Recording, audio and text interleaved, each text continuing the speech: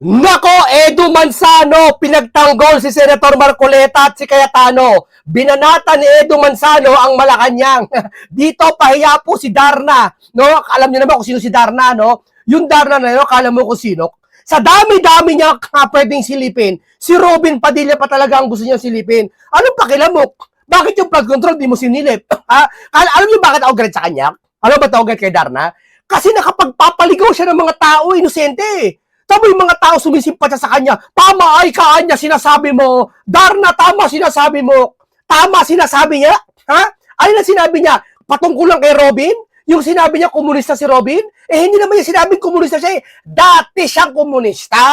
Di ba? Yan ang hirap na nangikisaw-saw lang sa politika.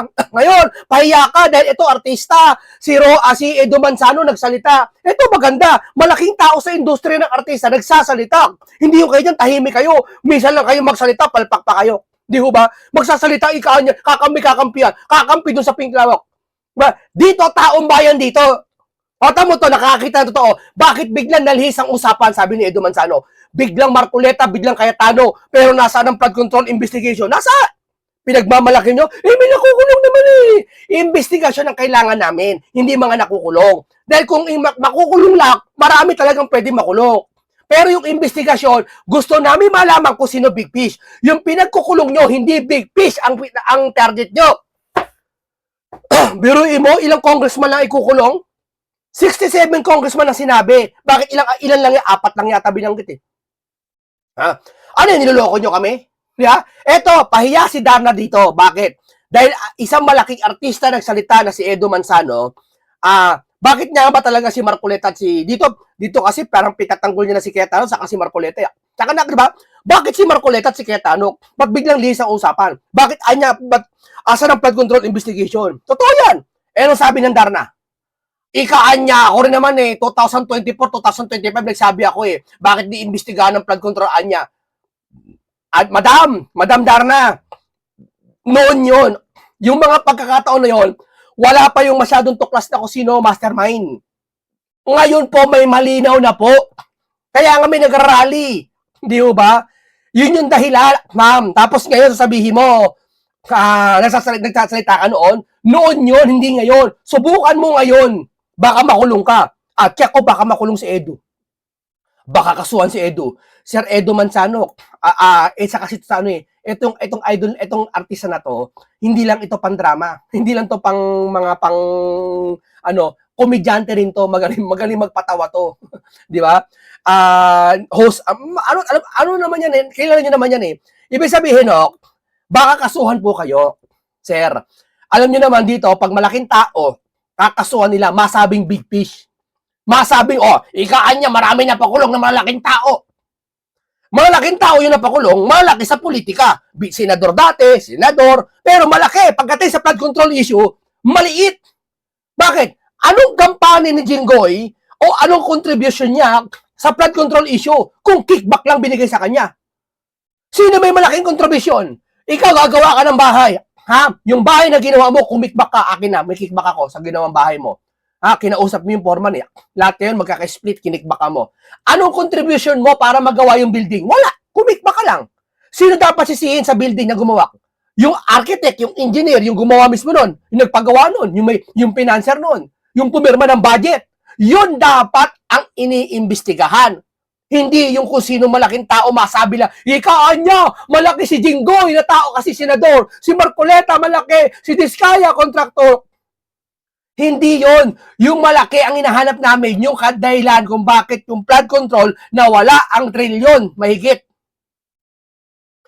Mawawala ba naman niya kung ang pabibintangan mo lang yung mga district engineer? Ha? Sino ba po ipirma ng budget? Nasaan yung mga USEC? Asan yung mga secretary?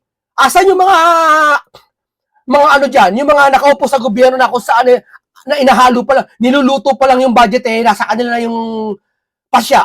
Sige nga. Tapos, asan yung mga kontraktor, asan yung mga congressman dyan? Wala. Yun ang gustong ibig sabihin, ni Edu Manzano. O ngayon, Edu Manzano, baka makulong. Baka ikulong nila. Edu Manzano, ingat-ingat po kayo. Diba? Ay, alam nyo po to, tuso po yan mga yan. Pag nakita nila malaking tao na sasalita, kakasuhan nila. Pero pag yung tao hindi malaking tao sa salita, wala lang, okay lang sa kanila yon. Pero pag mamalaking tao po sa salita, kakasuhan po nila, iimbentuhan po nila ng kaso. Ayan o, nasa na ang mga kaso? Nasa na ang pananagutan? 8 bodyguards ang itinuturing na credible ayon sa ombudsman. Sabi ni Boying yan, ano ang susunod? Huwag ninyong ilihis usapan. Ibalik ang pera ng bayan. Tama. Sabi nyo kay Diskaya kasi ayaw nyo gawing state witness kasi parang gusto nyo restitution muna. Ibalik muna ang pera. Yung mga tao na mismo ang mga sangkot, wala naman kayo restitution na sinabi. Di ba? O yan, ibalik nyo lahat ng pera ng mga ninakaw kung talaga ano. Ha? Sige nga. O, kung entere, asa na 1 trilyon na wala? Nasa na? Sino kumuha? Yun lang ang sagot eh. Si Bryce Hernandez? Si Diskaya? Ha? Bakit siya ba kontraktor ng buong Pilipinas? Di ho ba? Ito pa maganda kay Edo Manzano. Ito pa sinabi niya. Ito pa sinabi ni Edo Manzano. Ito. Yung galit tayo sa unggoy ng ang tingin ng ibang lahi sa atin. Pero pag tayo inuunggoy tayo ng sarili nating gobyerno, 1 trilyon stolen. Totoo yan. Alam nyo, peki yung galit nyo. Kunwari pa kayo, nakakita kayo ng unggoy. Inunggoy tayo ng China. Magalit tayo sa kanila. Pero, yung mismong Coast Guard na si Tarela ba yun? Ha? Ginawang caricature, katatawanan yung mismong presidente nila. Wala kang paggalang. Ikaan niya, munting ka alam pro-China ka. Hindi ako pro-China. Saka kung pro-China ako, walang damage. Anong pakialam mo kung pro-China ako? Halimbawa, palagay na, sige, pro-China kami lahat. Anong pakialam mo? Di ba? Kung pro-China man ako, pero hindi ako pabor, doon sa kukunin yung isla natin kasi isla natin yun. Hindi, mahirap ba gawin nyo? Mahirap ba gawin na makisama ka sa ibang bansa para walang away na mangyari? Diplomasya ang kailangan gawin? Kasi magalit kayo o sumigaw man kayo, magwala kayo, gawin nyo ng pinakamatalino ng paraan. Hindi ibibigay sa inyo yung isla na yan. Maniwala kayo. Kung talagang ayaw ibigay, wala tayong magagawa. Pero ipaglalaban natin sa maayos na paraan. Hindi pati Pilipino dadamay mo. Di ho ba? Maayos ba yan? Di ba? Hindi na nga maayos yung ginawa ng China sa inyo eh. Susuklihan mo pa rin di maayos? Hindi ganon. O nga ito, sinuklihan ka ng China ngayon ng ganyak. Sige nga. Ako, wala akong galit sa China. Wala akong galit. Pero pagdating sa mga pag-agaw sa isla natin, nagalit ako. Atin yun eh. Pero yung kaplastikan kasi na pinapakita ng mga pinklawan, pati mga loyalista, nagkukunwari sila na pinatatanggol nila Pilipino para sa China. Huwag kayong impokrito kasi mismo si Tatay Digong pinadala nyo sa ibang lahi, pero tuwan-tuwa kayo. Pero itong lahing ito na sinasabi nyo, si soberanya natin inaapakan ng China, galit kayo. Huwag nyo kaming linlangin. Di ba? Kaya tama si Edu eh. Ha? Galit tayo sa inuunggoy tingin sa atin ng ibang lahi. Pero pag yung kalahi mo, pinagnakawan ka, niloloko ka, pinagtatakpan harap-harapan, pinakukulong yung mga hindi dapat makulong, dahil sa pagkatakip, okay lang, tuwan-tuwa ka. Di ba? Ang masakit nito, yung nagsusulong ng China, na galit sila sa China, yung mga dilawan, sila pa mismo yung tahimik sa flood control issue.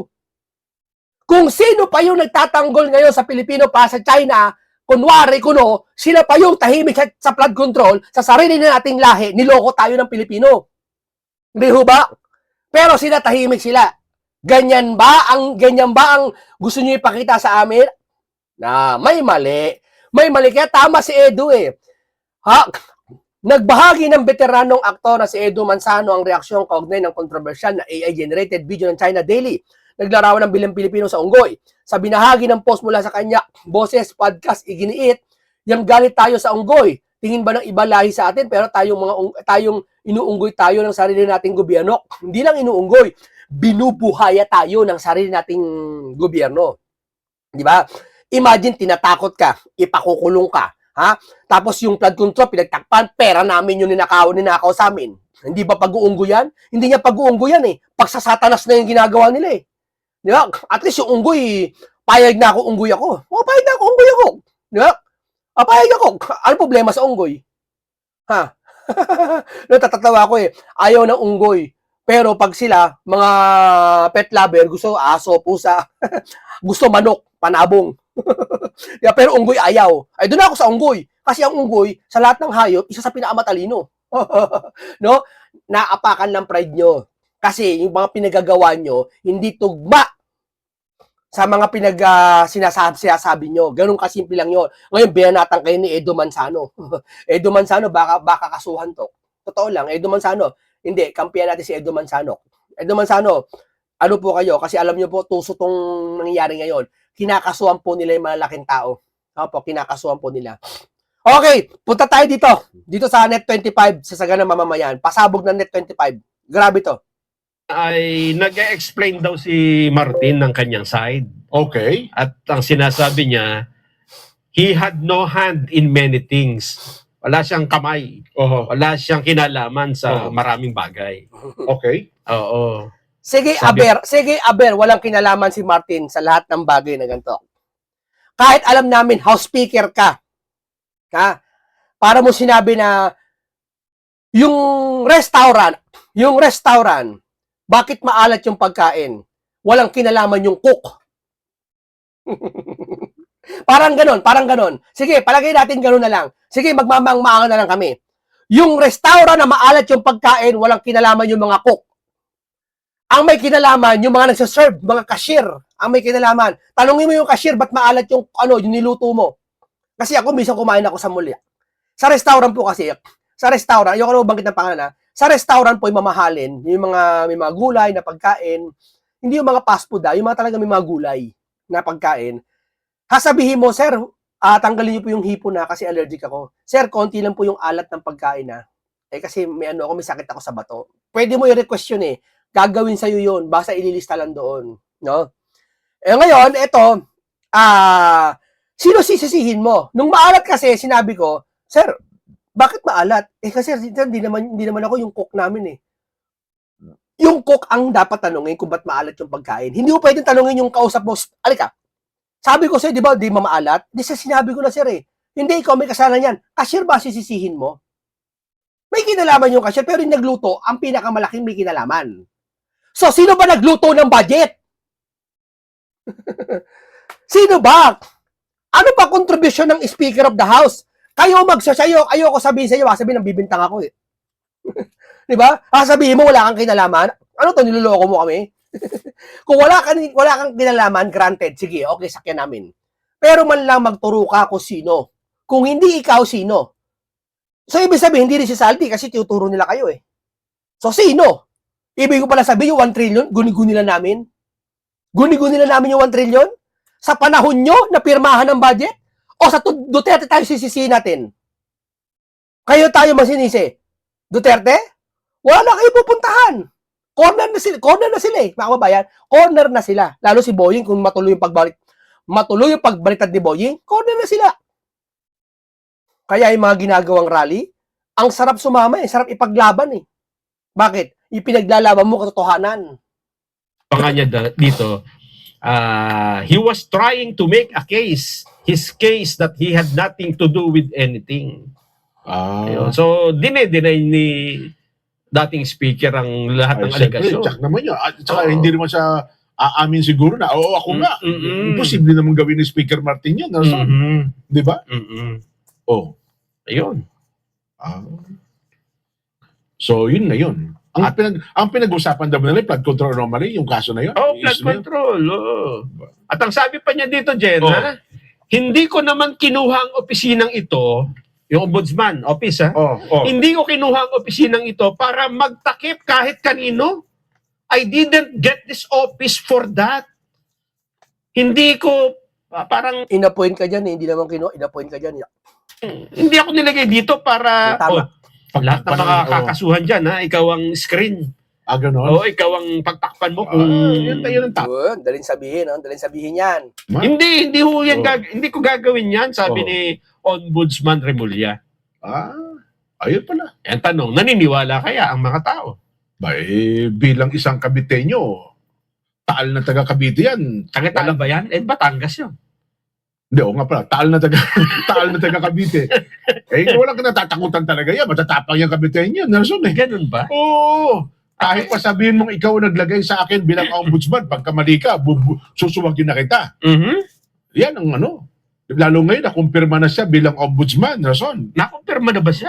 Na-confirma na kasi meron na siyang 6 na taong termino bilang ombudsman. Yes. So, ibig sabihin, kahit mawala ang Pangulong Bongbong niya, tapos ang termino nila, mananatili siyang ombudsman. Oo nga. Diba? Oo So, ang nga. kanyang katwiran, hindi ako tinalaga dito para pagtakpan ng sino man. Baka sa simula lang. Sa simula, no? Sa simula. Oo. Pagbibigyan ko kayo. Dati, siguro, mapagbibigay. In-appoint nyo na ako. May, Hindi. may fixed term na ako. Ako ng ano rito. Oo. Constitutional offices niya, hindi ba? Oh. Independent body na ako. Independent, oh. Hindi nyo na ako mapapakialaman. Mapapaalis yun lang ako dito sa pamamagitan ng impeachment. Mhm. Hindi ako basta-basta mapapaalis sa terno ko kasi fixed term ako ng 6 years. Ayun. Di ba? Kaya ipakukulong ko si Robin Padilla Oh, at si Senador Alan Peter Cayetano. ayan ang matindi. Aha. Hindi talaga... Hindi ako na ano. Wag niyo akong tatakutin dito. Oo. So, yan ha. Ito, remind lang po sa atin to, bilang paalala po ito sa lahat. Para sumariwa lagi sa atin. Kasi tayo po, nililibang nila. Mas maganda po, inuulit natin itong mga video na to, ipinapaalala natin sa inyo, kasi nililigaw nila tayo. Ano mga kaparaan nila panliligaw? Yung impeachment. Nililigaw tayo para makalimutan yung flood control. Ngayon, sinasakyan nila issue ni Alicia, Mima Alicia, na ginurgur. Tapos pinagbibintangan pa yung isang grupo. Nililibang nila tayo sa kaiba't iba ng kaparaanan para makalimutan ng tao at yung ganun, yung kalahati ng tao makalimutan, mawala yung galit ng tao. Para hindi sila putukan ng galit. Ganyan po ginagawa ng mga walang yang ito. Oo. Kaya ngayon, ang balita ko siya na kinatatakutan ngayon. Ng mga? Ng mga public official. Nako po. Oo. Don't ask, sabi niya, don't dare me. Oo nga, no? Huwag niyo akong subukan. Tama din naman yun. Yan ang sinasabi natin. Kaya lang, Oo. titingnan natin kung gaano katagal yung ganun. Diyan, ang sinasabi niya. Kasi malapit na eh. Sabi niya, Oo. ganun na lang eh. Malapit na. Oo. Kasi pagka nagawa niya yon, magiging batayan na natin yan. Diyan. Totoo. Diba, sinabi mo, kailan mo ako babayaran ng utang? Malapit na. Ganun. Ayan, Diba? At least nagkakaintindihan na tayo. Pagka sinabi yun, malapit na yan. Babayaran kita. Ayun. Kailan? Ganun. Lapit na. Ibig sabihin, di ba? Galing.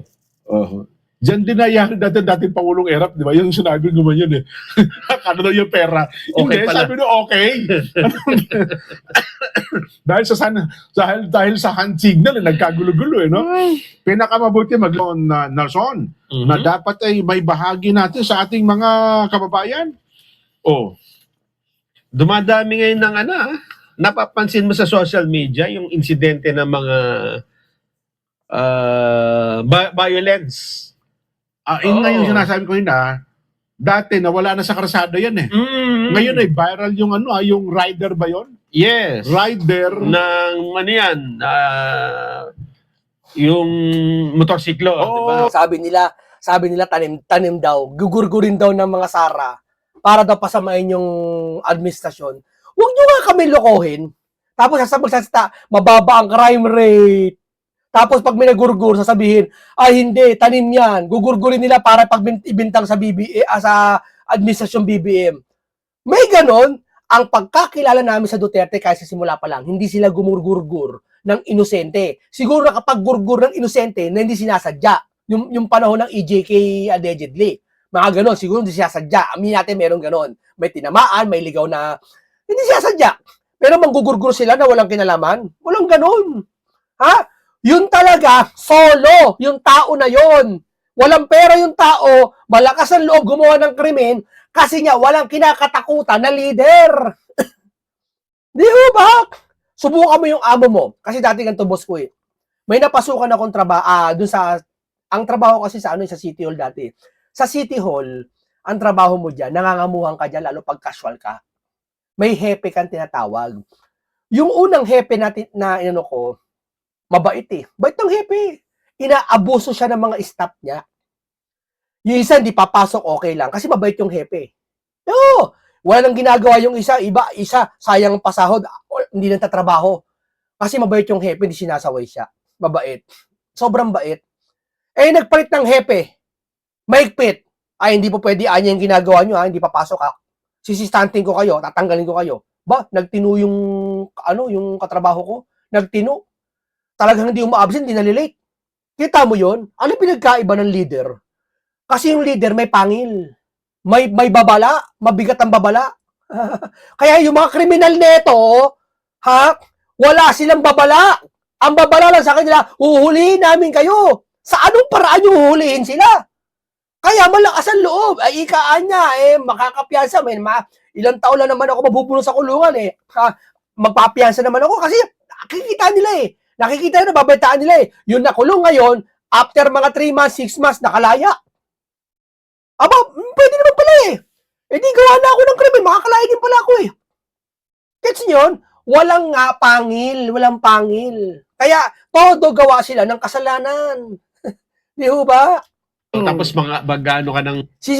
Bakit? Yung mga nangyari bang krimen niya, sisisihin mo sa administrasyon? Correct! Pwede! Kasi siya ang responsable Ikaw ang leader Hindi ho ba? Pasahit. Yung mga anak mo, 10 anak mo, nagrebelde yung 5, sino sisisihin mo? Yung magulang, syempre. Siya responsable dyan Pero, yung MC taxi, motorcycle taxi. Yun. Bay, matakin mo ano yun? Pagdating sa destinasyon, inagaw yung motor niya, di ba? Tapos sinaksak pa yata. Yun na nga. Namatay, di ba? Kaya, merong isang ngayong rider, sinulatan niya yung helmet niya sa likod. May notice, no? May notice at sinasabi niya, Ayan, Kasi alam mo, kahit magnanakaw sila, kahit hold upper yung mga yan, may puso pa rin yan Nakakabasa pa rin yan. Pag nabasa nila yan, maawa pa rin sila sa rider. Maaring hold upin na nila, hindi nila saktan. Ganun. Nakikita ko. Lagay.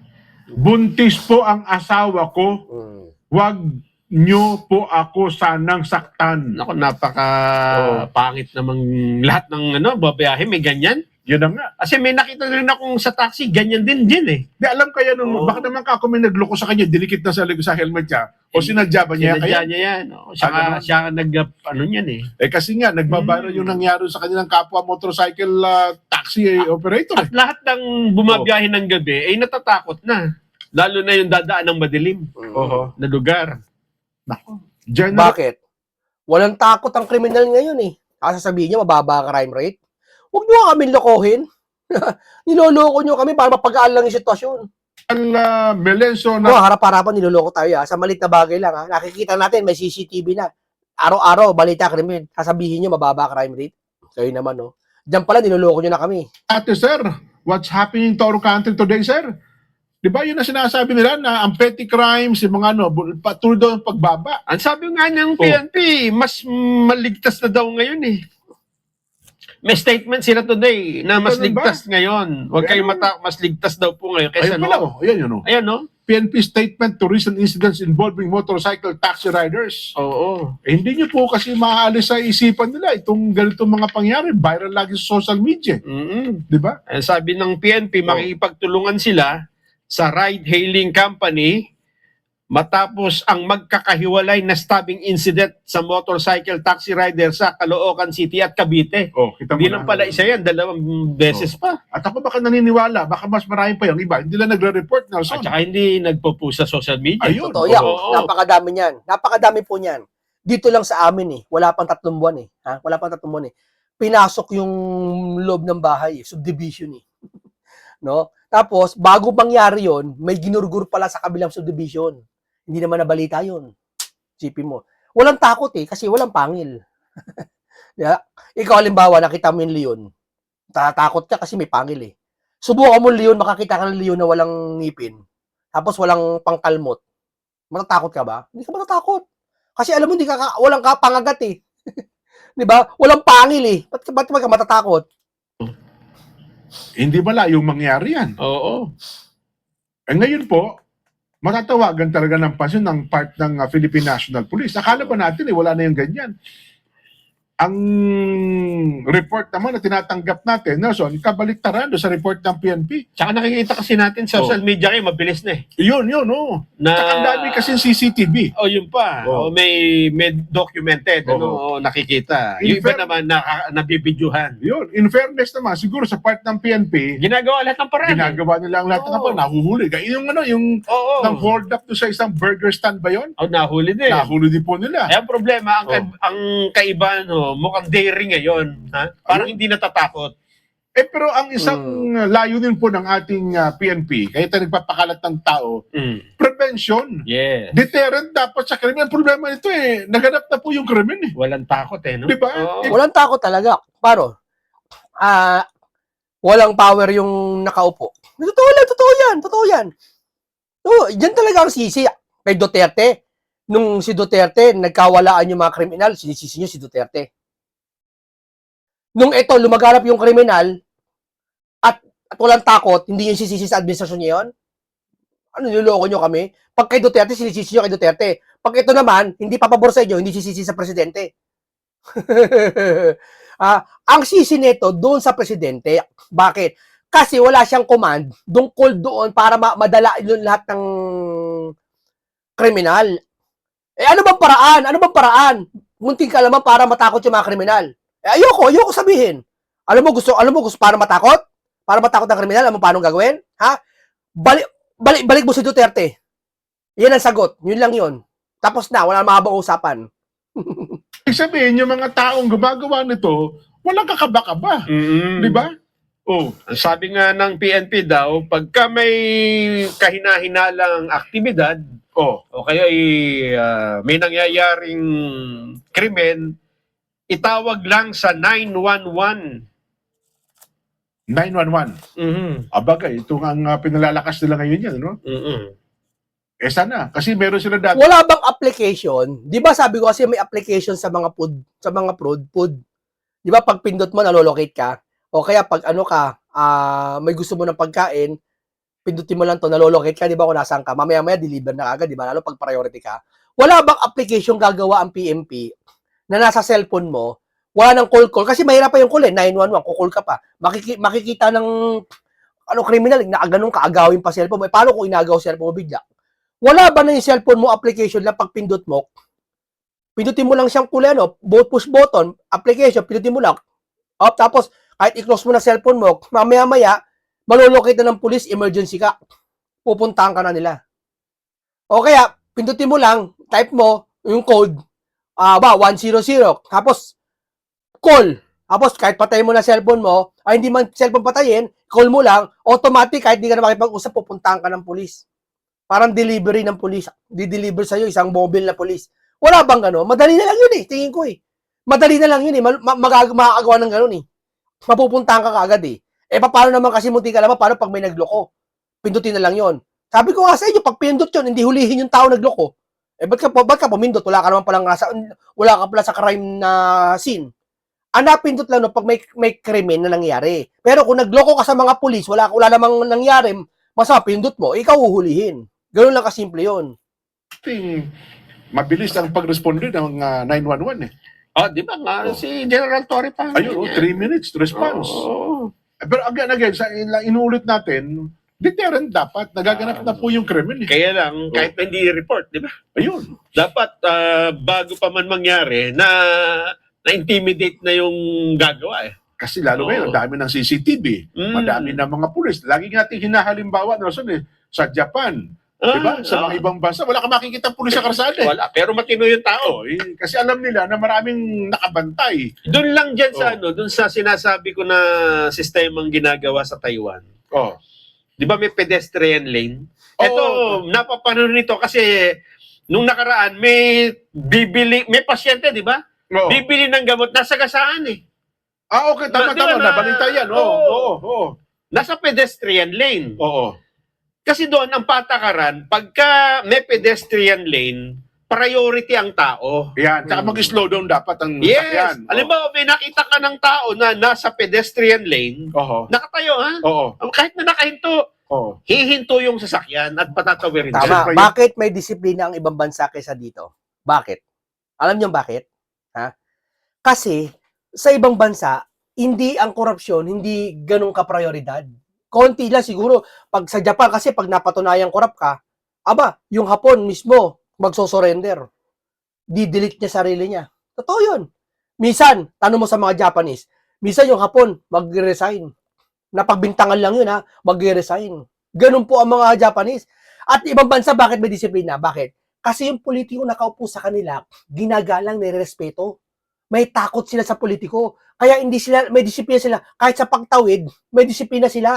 Ginagamit mismo yung pedestrian. Hindi balasuba sa mga biyahero doon. Bakit? Kasi may takot sila sa nakaupo. At hindi na may takot, may disiplina sila. Kasi nga nahihiya sila sa mga namimino sa kanila na hindi korap. Nangyayari lang yan dito sa Pilipinas kasi korap na bansa ito. Di ba? Grabe. Ito na nga lang pagkakataon sana malutas yung korap, pinakulong pa nila yung lumalaban sa korap. Si Senator Marcoleta. Di ba? Paano maayos ang bansa natin? Kung lahat na nag-iimbestiga, pakukulong nyo. So, ibig sabihin lang nito, ayaw nyo maayos ang Pilipinas dahil ang gusto nyo, alipin kaming lahat at luluhod kami sa inyo. Para habang buhay kayo, nakaupo dyan. Di ba? Ayaw nyo umasenso ang Pilipinas. Tukay ni Marcoleta na kuryente, ayaw nyo tulungan. Lahat ayaw nyo tulungan. Di ba? Hindi kayo tumutulong. Gusto nyo kayo lang ang masunod. Eh di, sinasakal nyo kami sa leeg. Hawak nyo leeg namin ngayon. Di ba? Hindi katulad dito sa Pilipinas, pagka may tatawid, uunahan nung sasakyan. Pag huminto ka, busidahan ka pa naman. Gaganunin ka pa. Mali po yun. Pag kurap ang bansa, tandaan nyo, dahil sa politiko, napakahirap ng bansang gumalaw. Tandaan nyo. Alam mo kung bakit matino sa Taiwan na walang gumagawa ng ganon? Kasi di ba pedestrian lane. May CCTV. Oras na nakita ka nila, halimbawa, ano ka? Tapos, inunahan mo yung tao. Kahit nakahinto yung tao, pero nakatapak sa pedestrian lane, hindi ka uminto. Multa ka. Magmumulta ka ng katumbas nito ay, kung hindi ako nagkakamali, 50,000 pesos. Ayun, malaki pala multa. Madami daw na pagmulta noon. Sana may ganyan din sa atin. Kasi, hindi ho biro yung sa atin, pagtawid dito eh. Sa atin ang uso, death threat. Ano yung death threat? Huwag kang tatawid, nakamamatay. Oo nga. Tama. Death threat yun. Death. Delikado ka noon. Baka kasuhan na may naglagay noon. Di ba? Si Bayani Fernando pa yan. Bawal yun. Di ba death threat yun? Pero kung pedestrian lane, tama namang tawiran yun di ba? Ayun talaga. Kaya dapat talaga, pagka nakakita ka, kung ikaw ay matinong driver, pag nakakita ka ng mga guhit-guhit na pedestrian lane, dahan-dahan na. Hindi po pwedeng dire-diretso pa rin, di ba? Kasi kumbaga, nasa isip na ng tao yun eh. Pagdating mo na, sa kanila, sa atin kasi, nakikipag-unahan sa traffic light, hindi naman pinapansin yung pedestrian lane yung zebra crossing na kung tawagin, di ba? Hindi pinapansin. Kasi wala naghihigpit sa kanila eh. Dito lang kahit panahon ng Duterte, kahit panahon ng Aquino yan, ang kasino man, dapat talaga may mahigpit na magpapatupad yan. Talagang tututukan yan lahat. Lahat ng ahensya dapat tutukan. Kung ilalagay nyo dyan sa lahat ng ahensya ilalagay nyo katulad ni Senator Marcoleta, gaganda Pilipinas, sabihin ko sa inyo. No. Sa madaling salita, kung INC ilagay nyo lahat, gaganda Pilipinas. Sabihin naman nila, wag INC kasi INC corrupt. Anong kinurakot ng INC sa inyo? Tigas ng mga mukha nito, no? Kurakot daw INC. Naglalaki yung mga kapiyan nila, buibi ng mga syudad-syudad sa ibang bansa. Kurap daw INC. Ganun pala sa inyo ang kurap, no? Maraming nabibili, maraming nagagawa sa bansa. Ganun pala ang kurap, no? Tapos yung kurap sa inyo, ang hindi kurap sa inyo, yung napatunayan, may ebidensya, may mali-maleta, yun ang inosente sa kanila. At ang ikukulong sa Pilipinas, yung nag-iimbestiga. Hindi ng mga to, no? Tindi nyo. Saka yung zebra crossing, dapat bawal mong paradahan yan. Oo. Ang iba, humihinto dun eh. Doon sa harapan. Doon sa mismo, kaya tao, walang dadaanan. Hindi, baka tawid, di ba? Oo. Pati mga motosiklo, ganun. Hindi rin alam mga rules eh. Wala. Dapat may... Ewan ko kung ano itinuturo. may nagpatupad pa ng mahigpit, di ba? Nakita mo yung nangyari kay Gabriel Go, nasuspindi tuloy. Yun naman kanya, sobro naman kasi, mabigat din mga salita kasi ni... Sumobra naman. Oo, sumobra naman sa Dapat kanya. ano lang, tama lang. Oo. Okay naman yung manita eh. Oo. Public official kasi tayo eh. Kumbaga tayo dapat ang higit na nakakaintindi. Public servant. Public servant Public tayo. servant eh. Tayo yung Oo. tagapaglingkod eh, di ba? Kahit pa sabihin mo may mali yan, Mm-mm. sabi mo, teacher ka pa naman eh. Baka ituturo mo pa sa mga estudyante mo yan, mga ganyan eh. Ikaw itong unang lumalabag sa batas. Sabi, teacher ka pa naman, Oo. wala kang helmet. Oo. O anong ituturo mo sa mga estudyante Ayun, mo? mga ganun. No? Kaya pagpunta ng mga bata Oo. sa classroom, Oo. yung teacher na Alam mo napaka-ob-ob yun. Totoo lang. Sasaway mo, strider ka. Ay, alika, teacher ka pa naman din. Wala kang helmet. Yan ba tuturo mo sa estudyante mo? Ha? Ako, teacher? Ba't ako magtuturo sa estudyante ko mag-helmet siya? Ang ituturo ko, yung magiging teacher ko. Yung pagiging mag-helmet siya, hindi obligasyon ng teacher magturo. Oy, mag-helmet ka. Magulang ng bata magturo doon. Saka bonus na lang yon kung ituturo ko sa kanya o hindi yung mag-helmet siya. Ibig ko pala sabihin, pag porket teacher ka, magtuturo ka, mag-helmet ka, yan ba ituturo mo sa estudyante mo? Yan ba ituturo mo anya sa estudyante mo, wala kang helmet? Di ba? Tindi, no? Yan, sabihin ko sa inyo, kailangan ng utak, kasi Bible kasi basahin nyo. Huwag kayo kung sino-sino, para tumalino kayo. Nakakatalino ang Bible, sabihin ko sa inyo.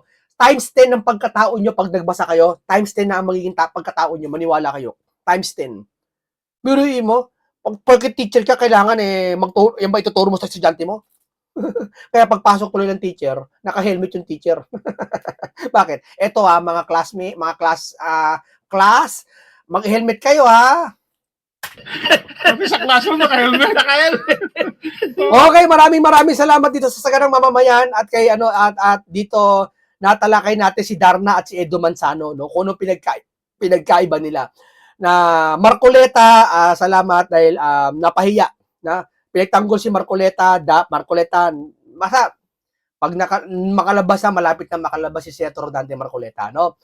At ito na nga, kitang-kita naman natin, marami artista na ang nagsasalita ngayon, no? At yung ibang artista sablay, lalo si Darna. Sablay na salbay si Darna. Pahiya kay Edo Manzano, pahiya ka lang Marcoleta. No, maraming salamat. Isang makabuluhang talakay ng aking hinatid sa inyo, isang komentaryong punong-puno ng karunong at kaalaman. Paalam po sa inyong lahat.